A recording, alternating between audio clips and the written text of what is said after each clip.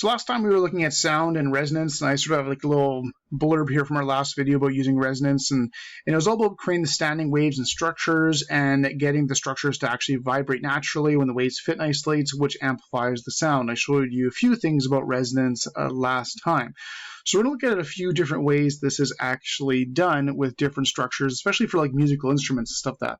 And one of the more common things that is used to create sound is strings, like in guitars, pianos, and that type of stuff. And typically for most of these types of structures, usually the string is tied between two posts, or whatever you want to call them, and it will then bob back and forth and make a standing wave. So let me just show you something really quick on what this actually looks like. Oh, that's it right there. Okay, so this is like a little video from YouTube that shows it really nicely. So you got a string here, it's hooked up to a really fast vibration type thing, but it shows it really nicely sort of how this works. So there's the string vibrating back and forth, and that is literally what a guitar string or piano string or a violin string or any stringed instrument actually looks like. And if we actually look, this is sort of like a trough right here. I don't know if I can pause it. Let's see, there's a nice trough right there, but that's just a trough. And then when it bobs up, it's a crest. It sort of bobs back and forth. So since you only have either a trough or a crest at any given time, you never actually have the entire wave, okay? And if we keep on going, they increase the frequency, and as they increase the frequency, they change the wavelength. So now you have a trough and a crest. This is one full wave, and this is a higher frequency. So before we just had a trough or crest, now we have the entire thing, okay? And if we go even faster, instead of having 2 bumps, if they go even faster, now you can actually get 3 bumps involved. So again, this is a higher frequency, lower wavelength, and with guitars and different musical instruments, instead of causing the string to vibrate faster or slower, you just push down with your finger or whatever mechanism is being used in order to make the actual functional vibration longer or shorter. And that's basically how it works. Okay, so for example, the first one here, when it was vibrating here, we have the length of the string. I'm going to call that L. L will be the length of the actual string here. And here, the length of the string is just half of a wavelength. It's either a crest or a trough. That's all it fits on the string. And that was the first one that I showed you. And this would be the first frequency that is possible. Then what they did is they actually vibrated it quicker.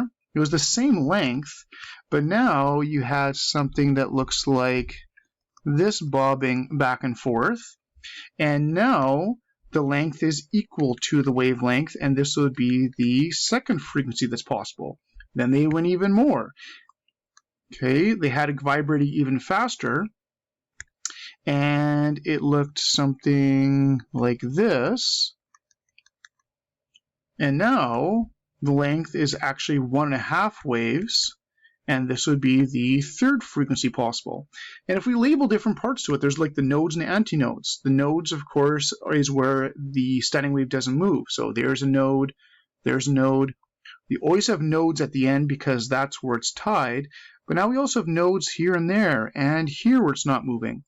And if you also remember, there's also antinodes where it moves the most. So there's an antinode, there's an antinode. These are all antinodes where you have your maximum amplitude. So you have nodes and antinodes created within the string in order for it to work. And you have your first frequency, your second frequency. In fact, your second frequency here, this would be exactly 1 octave higher than this one because the string has been cut in half. And every time you make the string half as big, it goes up 1 octave. This is actually first really analyzed by Pythagoras, believe it or not, way back when. That's one of the reasons the musical scale is unbelievably mathematical. Okay, now you don't always have to use stringed instruments. We often use tube instruments, use tubes of air. So aside from strings, we also use tubes of air in order to make this work. And again, it's all about having the vibration and making things fit. So let's actually start by here. I'm going to draw a tube like this. Except what I'm going to do is I'm going to get rid of the ends. something like this. And we'll do a couple. So I'm going to make a couple here actually. So copy paste it, and we'll do another one. There we go, something like this. Okay. So this would be like a trumpet or a trombone, something where both ends are actually open. So tubes of air are often used as well. Now, if we can start like the biggest wave you possibly can fit in one of these things, well, this end over here, that has to be an antinode because it's wide open and can move. Same thing here. They'll always have antinodes at the ends. And then when you put the waves in, the biggest wave I can put into this tube would look something like this, and then it would sort of flip-flop back and forth. So I end up actually having a node in the middle. And this would be like a trumpet, trombone, any kind of wind instrument like that where you're vibrating your lips at one end, sound comes out the other end. And if you look at how much of a wavelength this is, it's starting at the top at the crest and goes to the bottom of the trough. The length of this tube is half of a wave. Now if I go to the next one, if I increase the frequency of the vibration, the next biggest wave I could fit in here would look something like this.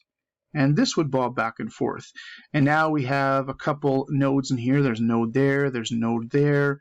And now we have one wave fitting here. So the length is actually an entire wavelength. And again, this will change the tone. So sometimes wind instruments will change the tone by adjusting the frequency of the vibration of the lips, or you push the valves or move a slider or something like that to change the actual functional length of the tube, which then changes the wave that will fit, which then changes the frequency. If we go to the next one that would actually fit would look something like this.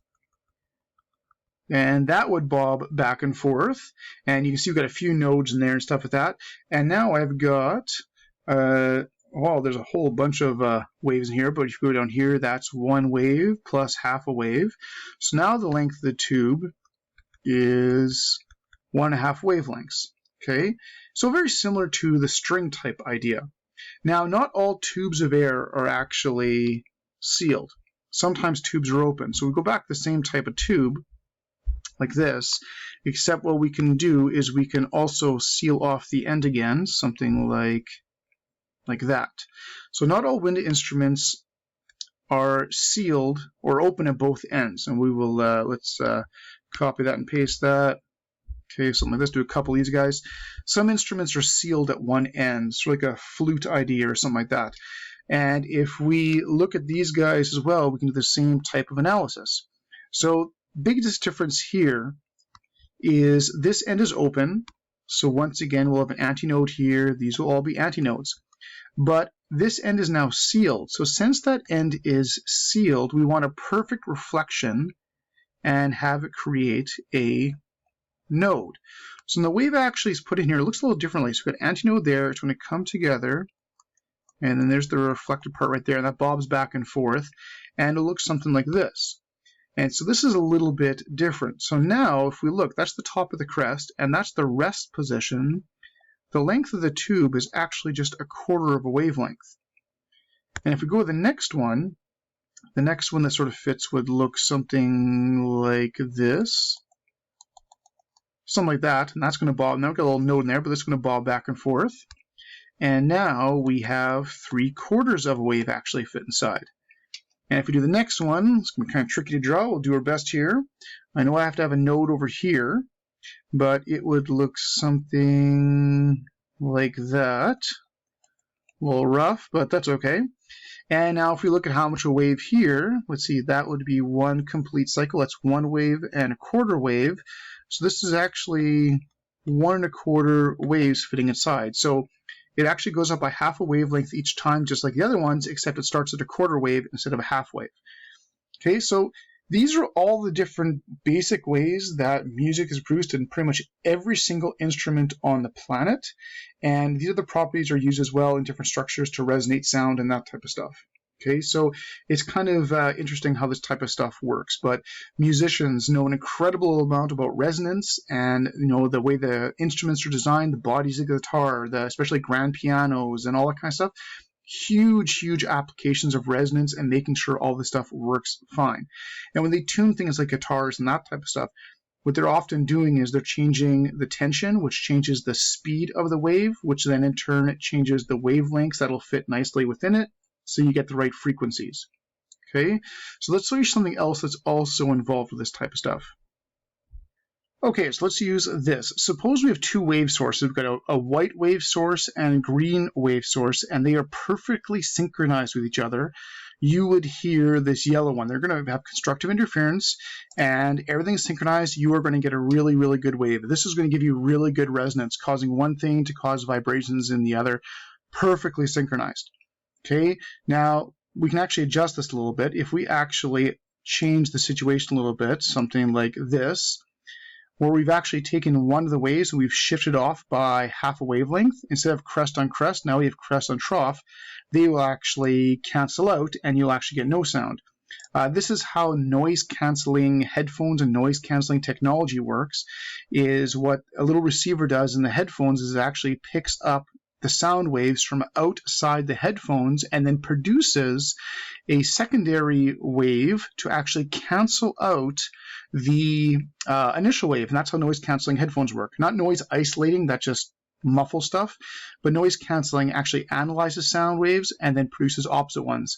That's why noise canceling doesn't work for quick, sharp sounds, because it doesn't have time to analyze it and figure out how to cancel it. It's for like the general background noise that's kind of consistent. That's the type of thing that actually does. Okay, but let's go back to this. Now, what happens if the two waves aren't perfect? What if I change the green wave just a little bit? Well, if I change the green wave a little bit, they're no longer perfectly synchronized. This isn't going to give good resonance. It's not going to work very well.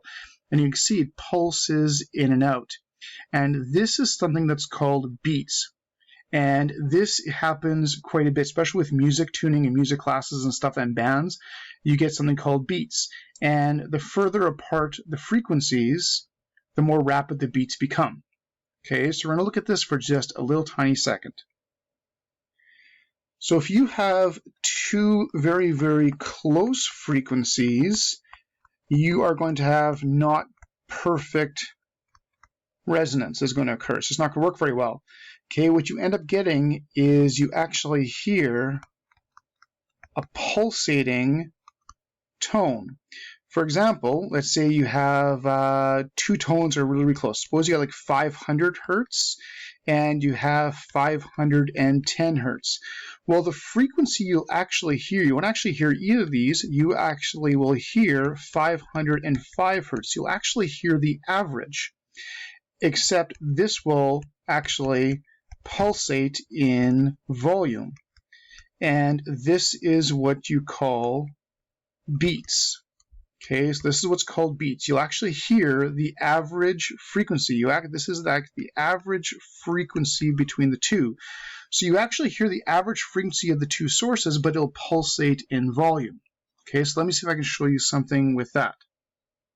Okay, so let's see if I can actually show this to you. Let's see if this will actually work or not. It's a lot harder not doing it in the lab, but we'll try this. So suppose I got two sources, both 200 hertz, and then we'll get them going here, and hopefully using the little laptop thing here, recording is going to work.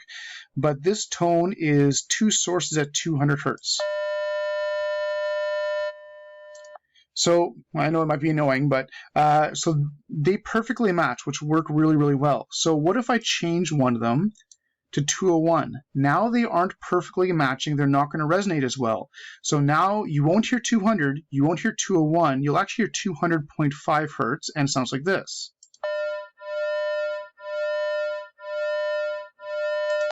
And that's the beats. So it's 200.5 hertz but pulsating. And if I make it go even higher at 202, now you'll hear 201 hertz, the average of the two, and it'll pulsate quicker. Okay, so that's how beats works, and hopefully you're able to hear that okay through the video. And this is how professional musicians and conductors will often tune instruments in bands and that type of stuff, is they'll tune them to each other, and they're listening for that pulsating beats tone type thing to figure out how closely tuned the two instruments are.